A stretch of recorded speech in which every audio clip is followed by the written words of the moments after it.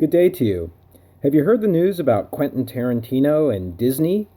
Yeah, they're in a big fight right now, at least from Quentin Tarantino's point of view, because he's got a film, The Hateful Eight, that was all set to open at the Cinerama Dome in Los Angeles, where he grew up.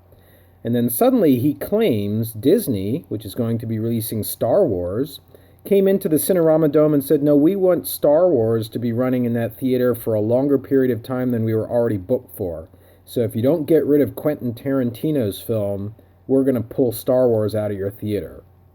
Whether the allegations are true or not, that still has to play out in the media, but it's an example of the strong arm possibilities of large media conglomerates in this country and across the world.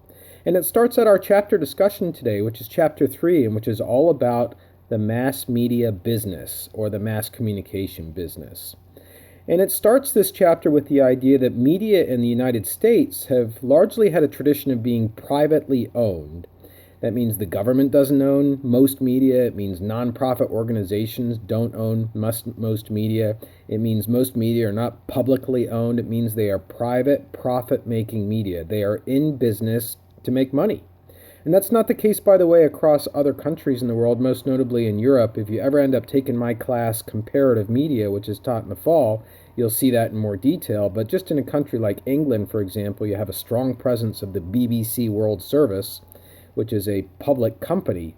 It's not a private, for-profit company, and it makes a big difference in the content that you get. At any rate, we're going to discuss today the impact of media being formed in this country mostly as a big business. And it starts really with the whole idea of the United States. You know, the United States has been called by some people as 50 states searching for a country. And isn't that an interesting description, because it says we don't really yet have a national culture. I mean, we do, of course. We love football. We love the 4th of July. We love the red, white, and blue. But there's a lot of fragmentation in the United States. That's why you have different laws with regard to alcohol, with regard to speed limits that are depending on the state that you're driving in and the state that you're drinking in. So in a way, our national culture is still coming together. And really, it wasn't even considered to be a national culture until the TV networks. If you look at the history of mass media, which we'll be getting to in a couple days in this class, starting with individual technologies, you'll see that books and magazines started to build a national culture, but it wasn't until television news started coming out and people started watching the news, not to find out what's happening in their town, but to find out what's happening across the country, that we started to become aware that the shooting in San Bernardino is similar to the shooting here in Pennsylvania, is similar to a shooting in Connecticut, is similar to shootings elsewhere. So we were starting to see it's a national problem. So that's what TV networks did for us, and that really paved the way for these large companies to grow up, companies called conglomerates, to grow up and master ownership of a lot of smaller media properties in their quest to build an empire and reach into our pockets to deliver advertising that's going to get us to go out in time periods like now where it's Christmas to the mall and purchase a sweater that you saw advertised for Kohl's department store during some TV program that you're not even necessarily aware of, but that advertising was being purchased on one of these media conglomerates' properties. So let's talk about these media conglomerates one by one. Again, the idea of a conglomerate is you have a parent company and owns a bunch of smaller company properties that are in the media business and other businesses. And a lot of times you're not even really aware of the parent company. You're not even necessarily aware of the smaller subsidiary company that it owns. And really what you're most aware of is the TV show that you're watching, or the radio song that you're listening to, or the magazine that you're picking up in the doctor's office, or the internet search engine that you're using.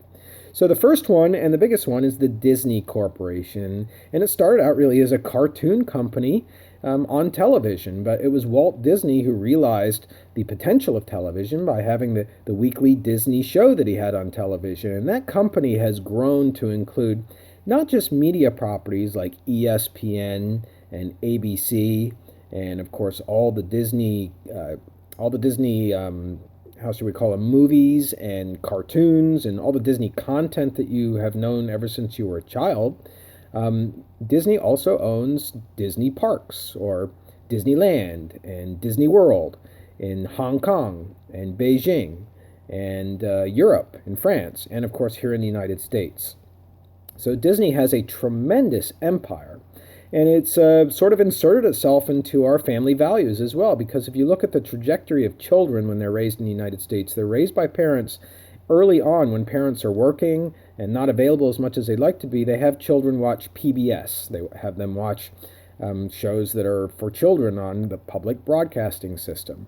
But later, children graduate and go on to their own choices, and parents are comfortable with them watching Disney programs because they believe that Disney are safe programs before children move on to MTV and lots of other things. So Disney has its place in the raising of our children. Next up is Time Warner. Next up is the News Corporation. The News Corporation, interesting company. It was founded by a former Australian, Rupert Murdoch. He came to the United States, bought a bunch of TV stations, and formed his network, the Fox Network. But prior to that, he had already owned lots of newspapers across the world, and including in the United Kingdom, where he owned the Times, the most established and oldest and most prestigious newspaper, as well as the Sun, which is the most scandalous tabloid in Britain and features a topless female in almost every edition. Here in the United States, the News Corporation owns the FX network, owns Fox, it owns the Wall Street Journal, owns a tabloid in New York City. It's a very big company, and it's a very interesting company because it's seen often as being conservative with the Fox network, but in reality, with shows like The Simpsons and really a lot of its other properties, the shows can be kind of risque, if you want to consider it to be that way. Next up on our list is Time Warner. Time Warner fell on hard times, used to be the number one media conglomerate, but it kind of made a mistaken merger with the AOL company, which some people still use as an online messaging service. But the AOL company, when it merged with Time Warner, they were two different cultures. Time Warner was old, established, basically men in positions of management in their media company, and the AOL company were young, almost bohemian, they didn't wear ties type people working for that company, and these two cultures just did not mesh, and the merger did not work out well. Time Warner, though, still has big properties. It has TNT, it has Turner Broadcasting System, it has CNN, for example. You can find other examples, other properties that it owns in the book. But it's in our third position, Time Warner. Next up is Viacom and CBS. Very, very strange relationship there, as the book calls it. It's the case of the son buying the father, or however they say it. Basically, the story is CBS, the Columbia Broadcasting System, started out as an advertising company for cigars, Columbia Cigars, the Columbia Cigar Company. And eventually CBS grew into its own TV network. And one of the subsidiaries that it formed was the Viacom company to produce films. Well, Viacom became so popular and so wealthy that eventually Viacom ended up buying CBS. Isn't that strange? Well, today these are two separate companies with separate stock ownerships and separate product lines, such as MTV on the Viacom side and CBS football on the CBS side, two very different kinds of properties.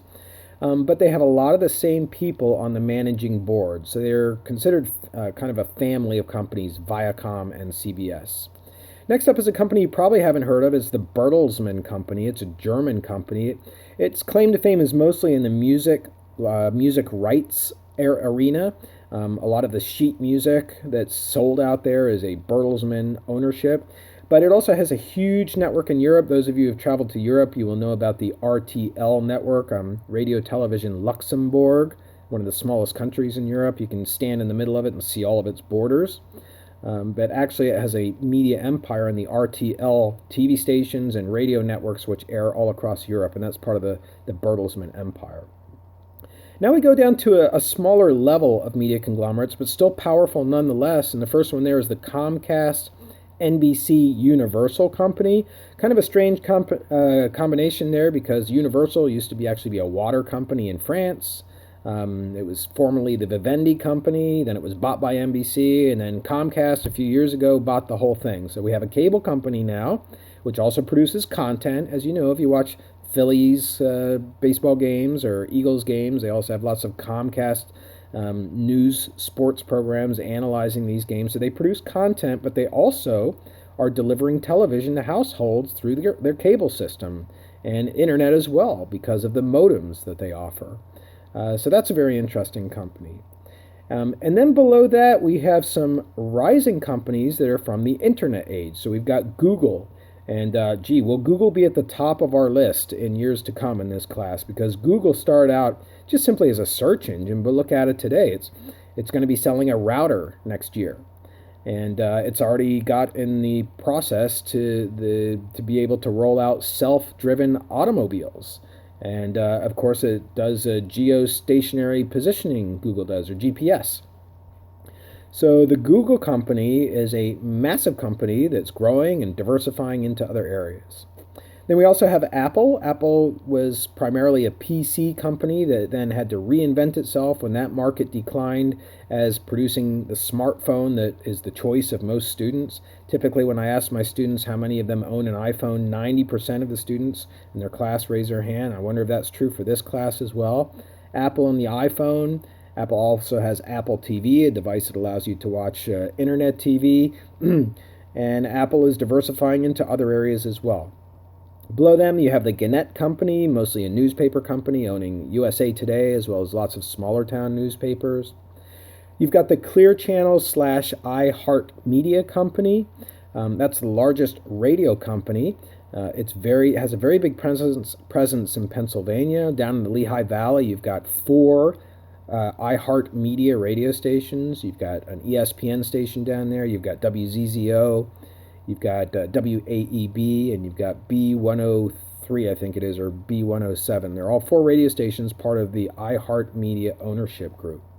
All right, so that wraps up the main media conglomerates. Now we're going to come to a concept a little bit tough to figure out, but I hope I can clarify it for you. It's the concept of the short head versus the long tail. Now what that refers to is the volume of sales of a media product.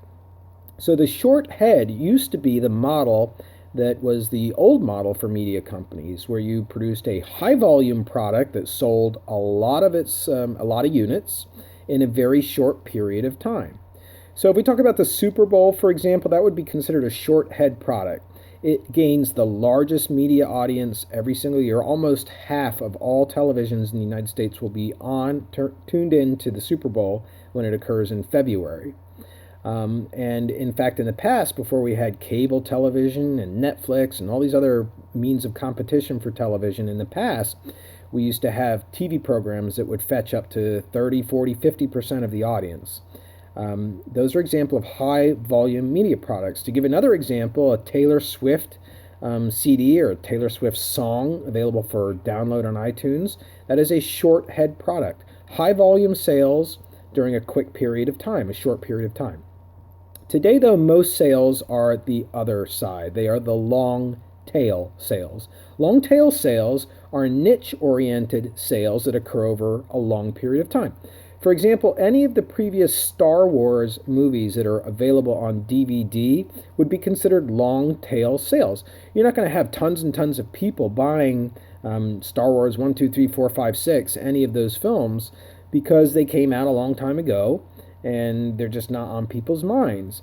But with the new release of the latest Star Wars film coming out here in just a few days, you're going to see sales of these older CDs pick up a little bit, and that's why stores like Walmart and Kmart will carry them. They are niche-oriented long-term sales.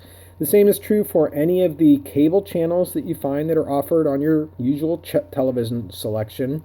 They're going for a small audience. They're not going for this mass audience of most of America watching them. They're going for females 18 to 25. They're going for males 18 to 35. They're going for children 8 till 21.